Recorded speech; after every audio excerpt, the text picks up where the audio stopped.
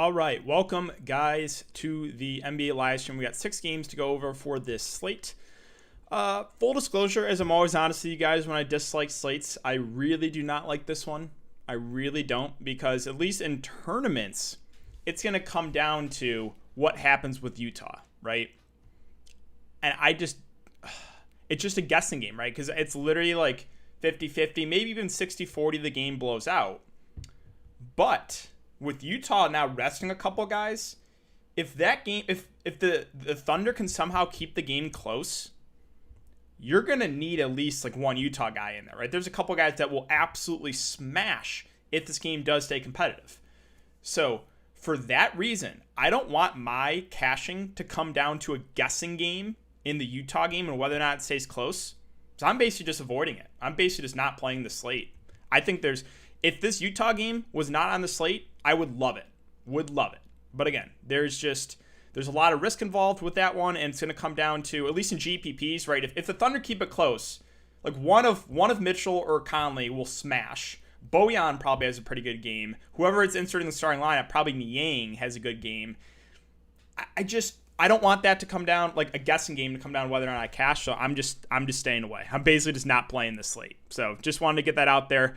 Really wish this Utah game was not on the slate. That's all I got to say. So, all right, let's go over the news, and then I'll give a breakdown here. So, really unfortunate for Denver. Really, really unfortunate. Jamal Murray torn ACL. I still think Denver can make a little bit of a run in the playoffs, but that does hurt a ton.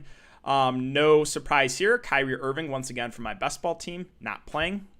Thank you very much. All right, Rozier doubtful. Drummond questionable. We have Schroeder and Kuzma probable. We have Gasol questionable.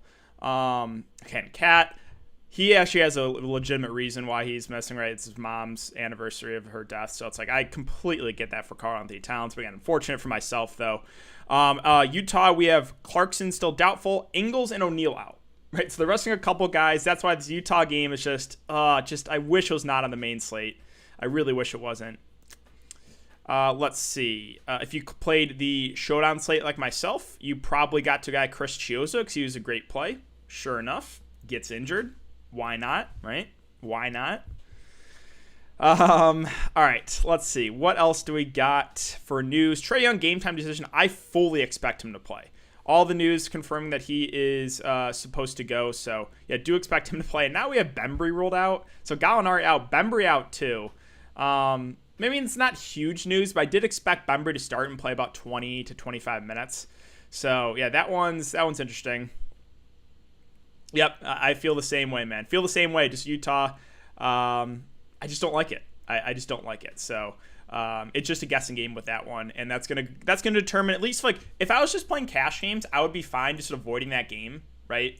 Because that's what I would do for cash, because it's too much risk really to target any of the main guys. So I could get to like some of the value in Utah for cash, but for the main guys for cash, it would be something you could avoid. For tournaments, you can avoid it, but again, if that game stays close, you can see some massive scores. So. All right, looking at the over-unders here, we have Hawks and Raptors at 224.5 over-under. The Hawks 2-point favorites. Clippers and Pacers at 233.5 over-under. The Clippers are 3.5-point favorites. Lakers and Hornets at 206.5 over-under.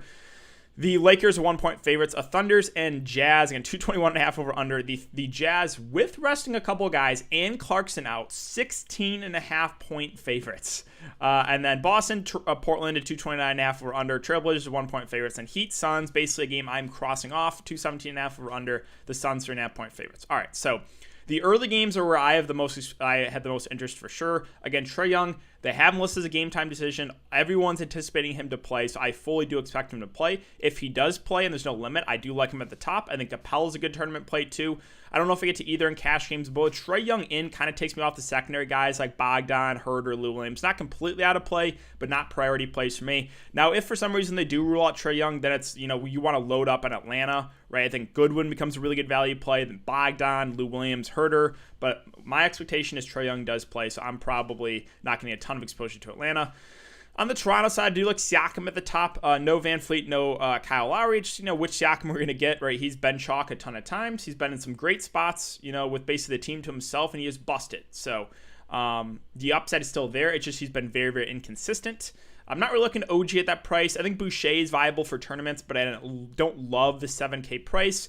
Gary Trent Jr. is always in play. Again, he's got to hit his shots. I don't play guys like that.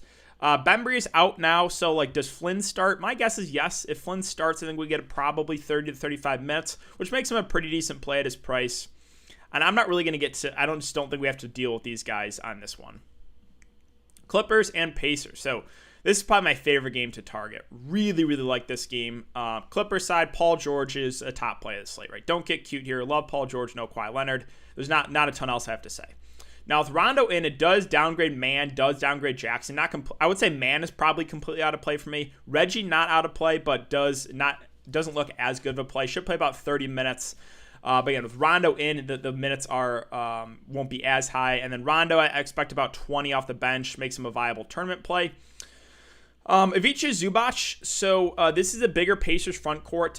There's been some games where he's been limited. I think this is a game he has to play a little bit more. Like maybe we get 30 to 35 minutes. If we do get closer to the 35-minute mark from Zubac, he could crush the salary. So he's someone I think looks like a pretty good play in the mid-range. I think Marcus Morris, Batum, both viable as well. Really, this team is going to be shorthanded. They're going to have a tight rotation, and it's a good matchup. So I'm really high on the Clippers, and I do like a couple pieces in the Pacers. We'll start with Sabonis and Brogdon. I think Sabonis is going overlooked in the slate. I think it's a huge mistake. I think he is probably, besides Paul George, my second favorite spend up. Absolutely love Sabonis.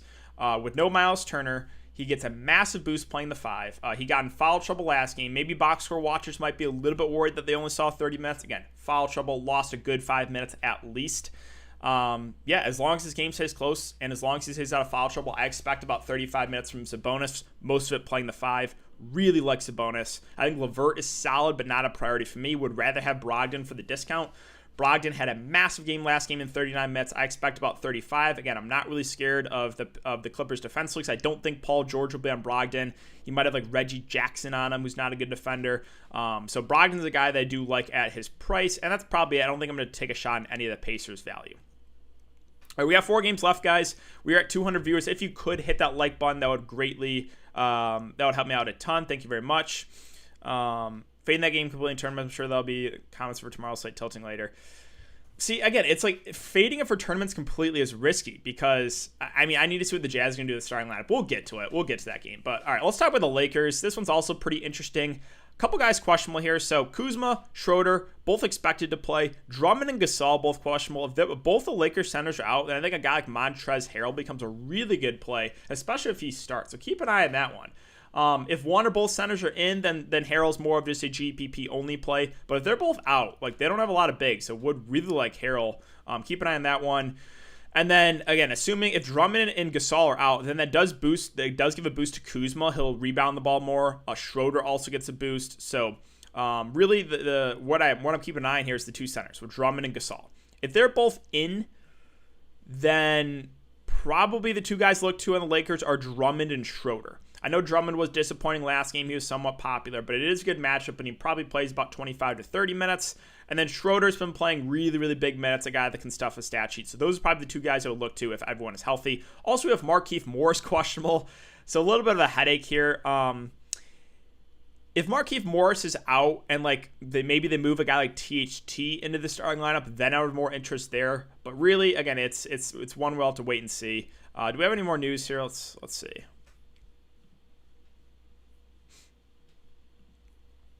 No. Okay. Chat is silent. Looks like a classroom listening to a lecture. They're just absorbing info. All right. So moving on to Charlotte. So Rozier doubtful. Malik Monk out. PJ Washington out. Gordon Hayward out. Lonzo Ball out. All right. So the Charlotte Hornets are a team that you should have the most exposure to, in my opinion, on this slate. Right. They're missing almost everyone. So we'll start with Devontae Graham at 6.3. He should play 30 to 35 minutes. You know, even in some close games, the minutes have been great, which is a little bit concerning. But, like, is this the game they finally extend him more? I think it could be. So Graham's a guy I like in the mid-range. I also like Miles Bridges just because, again, like, they have no one else. So Bridges is going to play massive minutes. You can play him at either forward position. So Graham, Bridges, I think are really good plays in the mid-range. Keep an eye on what they do with the starting lineup. If Cody Zeller starts, I actually think he becomes a pretty good value. Like, Zeller is a good point per minute guy. I don't know if you guys remember that stretch I don't know, like a couple months ago where he would start and play like over 30 minutes and he was like crushing. Like Zeller can do it. So if Zeller starts, I think he's a pretty solid value. We have Jalen McDaniels, I think is one of the best, if not the best values of the slate. He's been playing already about 30 minutes. I think that goes up to maybe 35. He's at 4.3. We have, where is he? I talked him up in the video, Brad Wanamaker. He's already been playing like 25 minutes a game. Does he start? I'm not sure what exactly they're going to do with the starting lineup, but either way, I think Wanamaker becomes a really, really good value play. And then, as gross as it sounds, like you might, if one of the Martin twins start, like you can consider them. They've not been playing a ton recently, but like if one of these guys get inserted in the starting lineup, I think we get at least 20, 25 minutes, which would make them in play. So, yeah, there's a lot to like for Charlotte here. We got Graham Bridges in the mid-range. We have Zeller if he starts. McDaniels and Wanamaker, I think, stand out as two of the best values of the slate. And then you can even target a Martin twin if they get inserted in the starting lineup. Yeah, again, Charlotte super short-handed. A lot to like here, a lot. All right, so appreciate that, Travis. Thank you. Rozier confirmed out for sure. Okay, yeah, I wasn't expecting him to play. Confirmed out. Okay, so okay, we'll start with the OKC side. There's honestly not much here. It's a tough matchup. They got Baisley back. Is Roby back too? Did I miss that? Is available. Okay. I think I just missed this one. But yeah, they're getting healthier. It's a terrible matchup. I'm not really looking to any of these like mid-range guys for the Oklahoma City Thunder. The one guy I think I look to would be Tony Bradley for value, but now if there was like not a ton of value in the slate, I think Bradley would be someone I'd look to. But now, again, we have the Hornets. We have, possibly some of the guys in the Jazz. We just have some other value that opens up that makes it so it's like kind of a secondary play. But as weird as it sounds, Bradley is my favorite play on the Thunder. I think he plays about 20 to 25 minutes. I would much prefer him to spending up 6'4" for Moses Brown. All right, Utah, let's see. Clippers lineup is in. Let's see. What do we got here?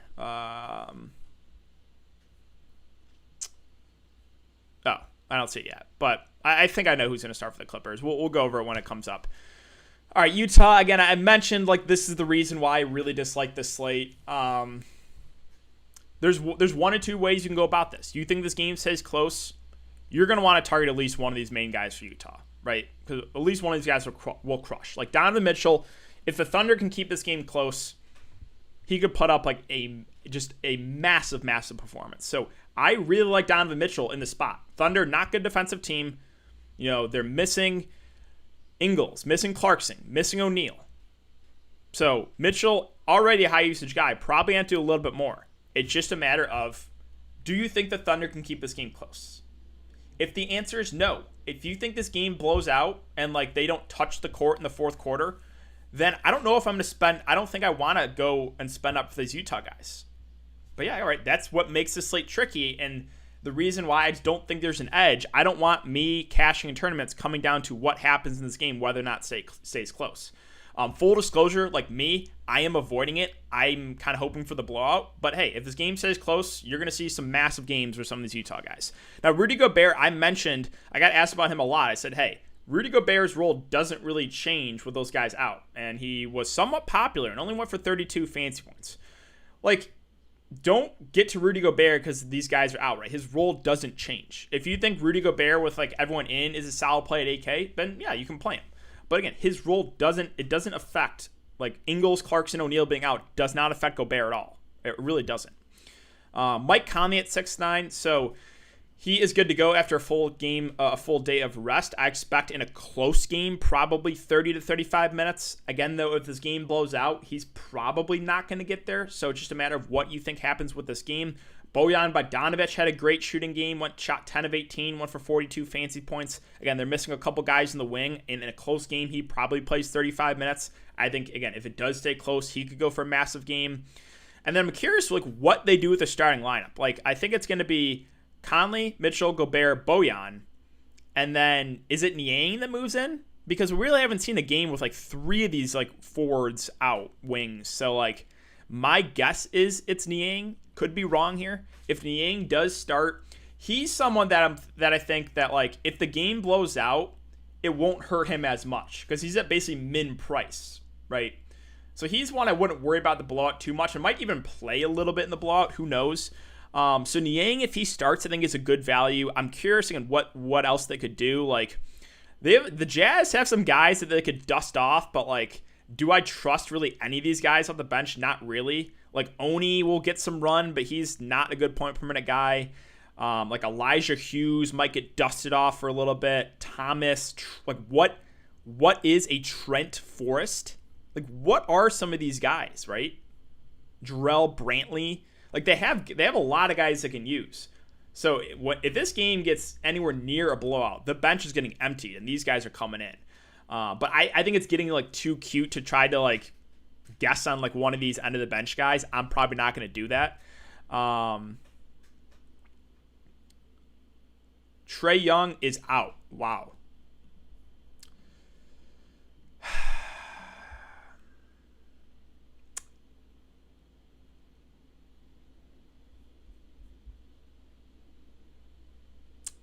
Just wanted one day where it would be easy. One day. So I got to go update some stuff for Patreon now. I'll circle back really quick. But yeah, that's basically it for Utah. We're running short on time. Only have about 8 minutes to go. So I'll go really quick through these last couple games. Boston, I like the stars here. So Tatum, Brown, Kemba, I think are all in play in a good matchup.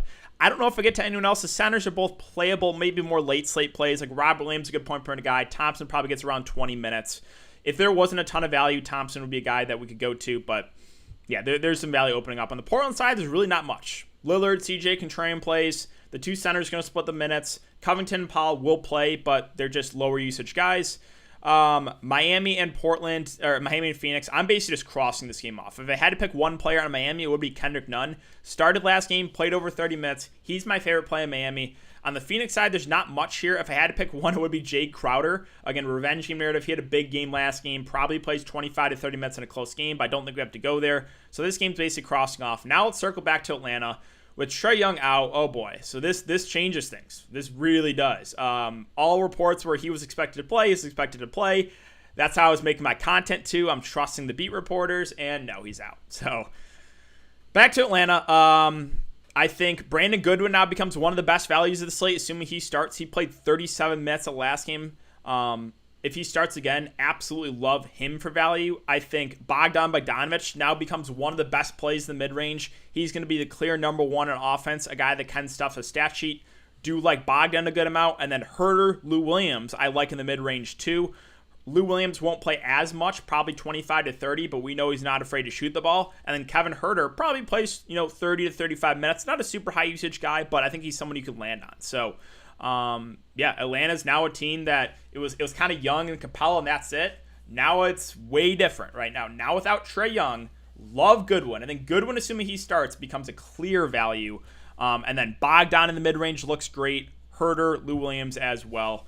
All right, what else? So we'll probably get some other guys that are expected to play ruled out because that's just the way NBA's been going recently. All right, so I'll stay on. I got like a couple minutes left, guys. I'm sorry this is a quicker one, but I got to update some stuff for Patreon. But yeah, now I think this is a slate where it's like, all right, you look to Atlanta now looks pretty solid. This Clippers and Pacers game looks really good. And the Charlotte side looks really good on the Lakers-Charlotte game. If like Drummond, Gasol, and Markieff Morris get ruled out, then I have a lot more interest in the Lakers. But really, like I am focusing on these three games.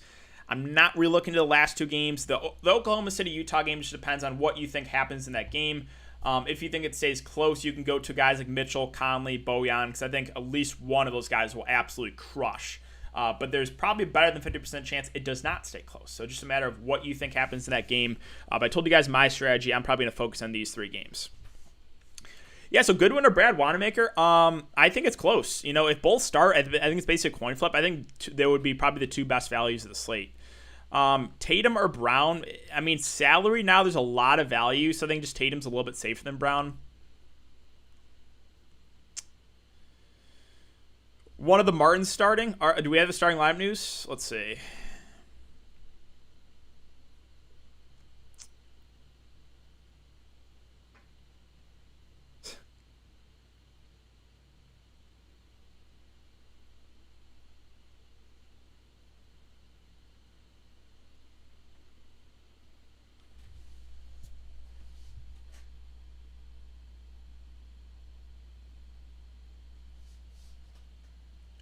he'll start either Cody or Caleb, and either Cody Zeller, Bismack, Biyombo.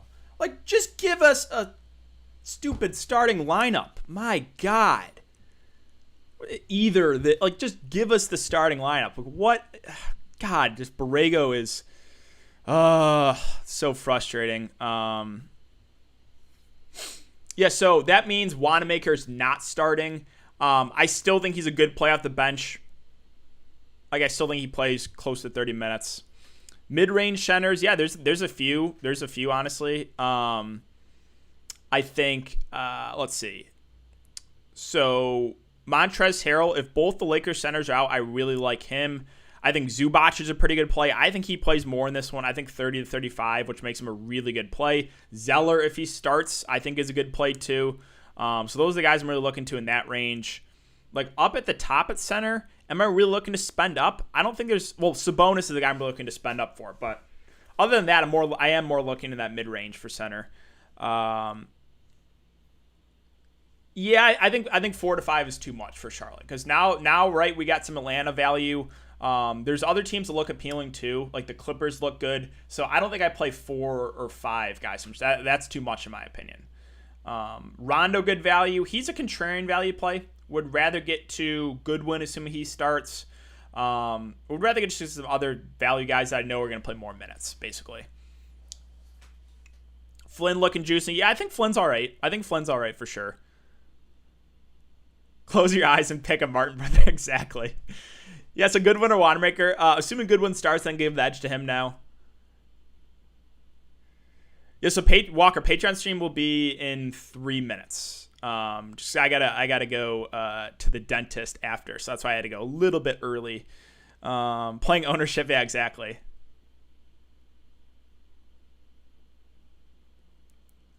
Favorite stars: Paul George and Domantas Sabonis. Oh, Bogdan Bogdanovic, yeah. Yeah, Bogdan looks good. I like him. On the list today, 80 coach game. How many Charlotte, Atlanta should I play? I think you should probably get at least a couple guys from Charlotte, and I would say at least one from Atlanta now with that Trae Young news, for sure. So like that, those two teams plus that Clippers and Pacers game is really where I am focusing. Yeah, you can play both Bogdanovic's for sure. And again, what you think happens with Utah is up to you. I told you guys that's why I'm playing lighter though. On the way to Patreon, yeah.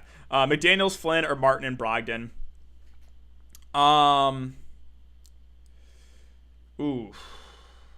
I need to see what Toronto does this. If Toronto starts, I mean, the thing is, like, I much prefer Brogdon to Flynn, but like I really prefer McDaniels to Martin. So that one's basically a toss up for me.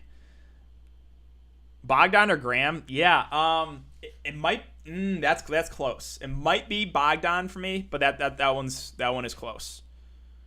Brogdon, Paul George, Bogdan, McDaniels, Zubac, Goodwin, Sabonis, and Bridges. I love that. That's kind of a bit. I haven't built my lineup yet, but like that's might be what I play. Again, I'm gonna play super light tonight though.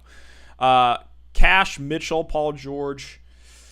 It's just I don't know if I play Mitchell and Cash games because of the blowout. I don't know. I mean, it's just a tough one because I don't know what his ownership's going to be. I don't look at ownership. I'm not sure. If he's going to be high owned, if you know Mitchell's going to be high owned, then fine. Play him in Cash. Favorite plays on Charlotte, I think McDaniels looks really good first price. I think Graham looks really good in the mid-range as well as Bridges. I would say Zeller. I would prefer him to Biyombo. And then I think Wanamaker's still viable at the bench. Capella, I don't love the price point, but he can still get it done for sure. Yeah, Bogdanovich or Brogdon, yeah, that's really tough. That's really close for me. I don't know if I have a take there. I might lean towards getting both in. Brogdon, Paul George, Bogdanovich, Bridges, Zubac. Yep. Kendrick Nunn, a good play. He would be the one guy I would use in Miami. But that's it. I think he's solid. Would you play Flynn? If he starts, I think Flynn is decent. Don't know if he's a must, though. Don't know if he's a must with the other good guard value now. But yeah, that's all I got, guys. So again, I got to update some stuff for Patreon. Thanks again for coming to check out the short stream. Keep an eye on the news. We're still waiting on a lot of news. So good luck to you all. I'll be back here tomorrow for another stream. So I will see you guys then.